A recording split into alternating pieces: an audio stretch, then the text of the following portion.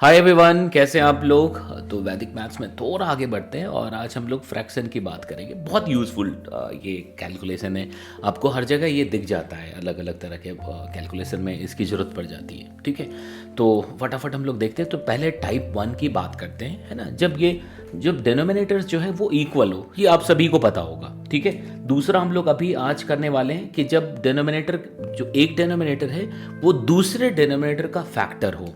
ठीक है, एंड तीसरा जब ऐसा कुछ भी ना हो, जनरल मेथड क्या होगा। तो ये तीनों हम पढ़ेंगे और बड़ा आसान लगेगा आपको। और जब आप इसको प्रैक्टिस में लेके आएंगे तो डेफिनेटली आप अपना टाइम बचा पाएंगे। और एक चीज मैं बार बार कहता हूँ, वैदिक मैथ्स या जो स्पीड मैथ्स है, इससे सिर्फ आप अपनी स्पीड ही नहीं बढ़ाते, आप अपनी अंडरस्टैंडिंग, मेमोरी पावर, कॉन्फिडेंस, ये सब कुछ इसके साथ बढ़ता है। ठीक है, तो अगर एक सिंपल एग्जांपल लेके भी, लाइक 8/21, ठीक है, प्लस 3/21 ऐसा दिया हुआ है।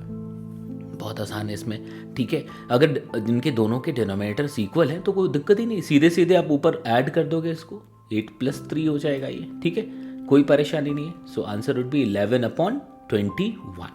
कहीं पे कुछ एलसीएम लेने की जरूरत नहीं, एलसीएम लोगे यही रिजल्ट आएगा जी। ठीक है, कुछ भी, जैसे मान लो कि 7/15 होता प्लस 6/15 होता, कोई परेशानी थी। 6 + 7 13/15 हो गया जी। तो इसमें तो कोई पंगा ही नहीं, आप सभी को पता होगा। ठीक है, अब हम लोग आते हैं कि जब हमारे पास एक डेनोमिनेटर दूसरे डेनोमिनेटर का फैक्टर हो तब क्या करेंगे, है ना। तो अब इसको जरा ध्यान से समझते हैं कि भाई एक सिंपल एग्जांपल लेते हैं कि मान लो 3/7 है प्लस 4/21। अब आपको एलसीएम लेना पड़ेगा, कहानी लिखनी पड़ेगी, लेकिन जरा सोचो, 7 जो है 21 का फैक्टर है।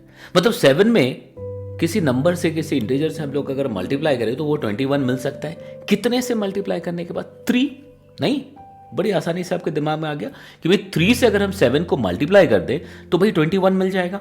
मतलब क्यों ना हम ऐसा कर लें कि भाई ये जो चीज़ है ये 3/3/7/3, ये समझाने के लिए लिख रहा हूँ, आप वहाँ पे ओरली इसको सॉल्व करेंगे। ठीक है, 4/21। ऐसा क्यों किया? क्योंकि 7 × 3 21 हो जाएगा, और ऐसा करते हैं कि इक्वल डिनोमिनेटर वाले टाइप में ये आ जाएगा जी, है ना। तो 3 से मल्टीप्लाई करके डिवाइड करने में कोई परेशानी नहीं थी, इसको आप कैंसिल करके उतने वैल्यू पे ही पहुंच सकते हो। So finally we are having 9/21 plus 4/21। बड़े आराम से अब देखो, जो आपने पहले पढ़ा 13/21, कोई पंगा ही नहीं। ठीक है, कोई भी एक एग्जाम्पल और ले लीजिए आप, है ना। कुछ एक और एग्जाम्पल पकड़ लेते हैं। तो कैसे किया, ये समझ आई बात। मुझे नहीं लगता कि इसमें कहीं भी कोई दिक्कत होनी चाहिए थी। अब अगर मान लो कि आपको दे दिया 4/15 प्लस 7/60। अगेन आप देखोगे 15 जो है 60 का एक फैक्टर है। मतलब 15 को 4 से मल्टीप्लाई करें, अगर 15 को 4 से मल्टीप्लाई कर दे तो 60 मिलता है जी। बिल्कुल ठीक बात है। तो इसको 4 से मल्टीप्लाई करके डिवाइड कर दे तो यही चीज क्या हो जाएगा। अच्छा, 4 × 4 16 हो गया। ठीक है, तो 16/60 प्लस 7/60, कोई पंगा ही नहीं है। अगर आपने ऐसा लिखा कोई दिक्कत ही नहीं। अब ये क्या हो जाएगा 23/60। तो यहाँ तक बड़ा आसान काम था। ये आपको पता भी होगा, नहीं पता है तो चलो अभी पता लग गया, अदरवाइज पता था तो रिवाइज हो गया। ठीक है, बट इन सभी चीज़ों को प्रैक्टिस में लेके आइएगा। आगे हम कुछ कोर्स भी लेके आएंगे कि किस तरह से वैदिक मैथ्स के रूल्स को आप प्रैक्टिस में लेके आ पाओ ताकि बहुत ज़्यादा फायदा मिले। अब हम लोग जनरल रूल की बात करते हैं। जनरल रूल कहने का मतलब ये हो गया कि अब वो उसका फैक्टर भी ना हो और वो इक्वल भी ना हो, तब क्या करेंगे आप। अभी तक जो आपके पास मेथड है वो एलसीएम वाला मेथड है ना। तो अब आपको क्या करना है, देखो 2/3 मान लो है प्लस 1/4। अभी तक आप क्या करते थे, इसको एलसीएम लेके सॉल्व करते थे, है ना। अब आप क्या करेंगे, बहुत सिंपल तरीके से देखेंगे। Vertically and cross wise method, इसमें क्या करना है सर, यू क्रॉस मल्टीप्लिकेशन, जैसा तिर्यक सूत्र में हम लोग करते थे, क्रॉस मल्टीप्लिकेशन देन एडिशन। तो 4 × 2 8 प्लस 3 × 1 3, तो 8 + 3। ठीक है, मैं पूरा डिटेल लिख देता हूं कि पहले स्टेप में आप क्या करोगे। तो देखो 2 × 4 प्लस 3 × 1, ऐसा लिखना है आपको। ठीक है, ऐसा लिखने के बाद जो रिजल्ट आएगा वो 8 + 3 आया, विच इज 11। और ये जो रिजल्ट आया, देखना ध्यान से समझना, यही न्यूमरेटर है, यही आंसर का न्यूमरेटर होगा। और आपस में इन दोनों को मल्टीप्लाई कर दीजिए, यही डिनोमिनेटर होगा। मतलब 3 इंटू 4 विच इज 12, यही क्या हो जाएगा सर, यही डिनोमिनेटर होगा।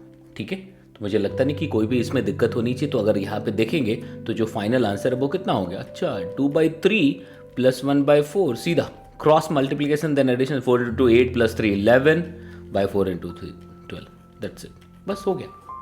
समझ आई बात? तो मुझे लगता नहीं कि कोई भी दिक्कत होने वाली चीज़ है यहाँ पे। एक और एग्जाम्पल लेके इसको समझ लेते हैं। ठीक है, एक और एग्जाम्पल लेते हैं और उसको हम ढंग से समझ लेते हैं कि एक और एग्जाम्पल अगर आपसे दे दिया जाए कि मान लो 2/11 प्लस 4/9, तो अगर आप ऐसा लिखोगे तो अब क्या करोगे, देखो ना तो इसका दोनों डेनोमीटर को कंपेयर करें, ना तो इक्वल है, ना ही एक दूसरे का कोई फैक्टर है। तो देखो क्रॉस मल्टीप्लिकेशन देन एडिशन से हमें न्यूमरेटर मिलता है, मतलब यू। ठीक है, तो 9 इंटू 2 18 प्लस 11 इंटू 4, 11 इंटू 4 क्या हो जाएगा 44।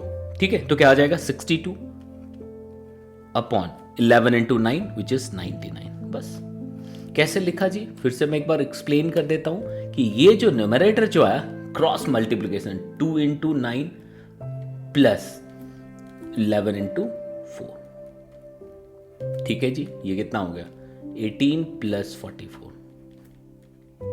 ठीक है, ये न्यूमरेटर हो गया।